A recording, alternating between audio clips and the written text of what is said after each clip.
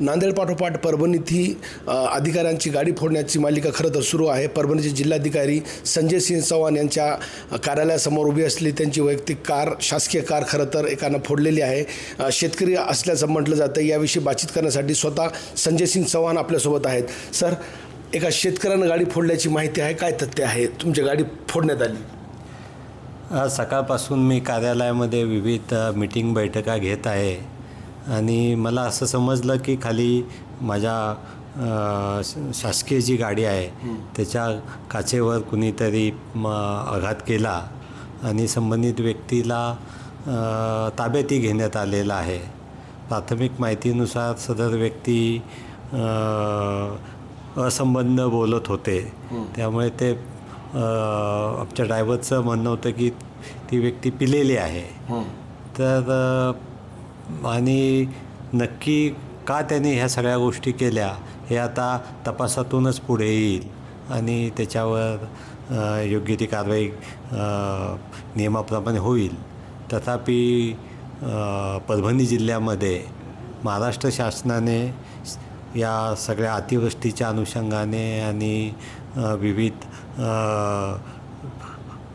शेतकऱ्यांच्या बाबतचे नैसर्गिक संकटाच्या अनुषंगाने जी भरीव मदत दिली होती, ती संपूर्ण भरीव मदत आपण शेतकऱ्यांना वाटप करण्यासाठी अतिशय सक्षमपणे आणि आमच्या सर्व यंत्रणेंनी दिवाळीच्या पूर्वीच यामध्ये कारवाई करून 85% मदत ही शेतकऱ्याच्या खात्यावर जमा करण्याची कारवाई तत्परतेने केलेली आहे।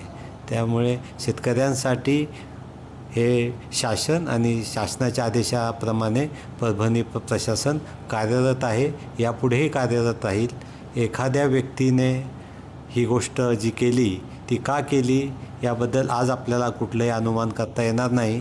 तथापि पोलीस तपासामध्ये योग्य ती गोष्ट पुढे येईल आणि त्याबाबत योग्य ती कारवाई त्यांच्या स्तरावर करण्यात येईल।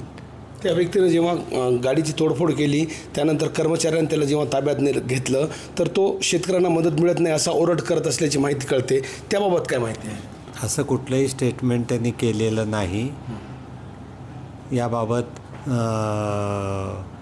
मी जी विचारणा केली ते शेतकऱ्यांना मदत मिळत नाही अशा स्वरूपाचं स्टेटमेंट नाही।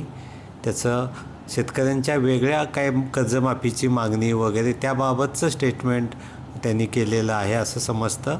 तथापि कुठलंही शेतकऱ्यांना मदत मिळत नाही असं कोणतंही स्टेटमेंट त्यांनी केलेलं नाही। थँक्यू। जिल्हाधिकारी संजय सिंह चव्हाण होते। खरं तर एका माणसानं शासकीय गाडी फोडलेली आहे, पोलिसांनी ताब्यात घेतलेलं आहे। नेमकं काय कारण आहे हे पोलीस तपासातून निष्पन्न होईल असं त्यांनी या ठिकाणी वक्तव्य केलं आहे। कॅमेरा पर्सन सय्यद खिजरसह नसीर खान, TV9 मराठी, परभणी।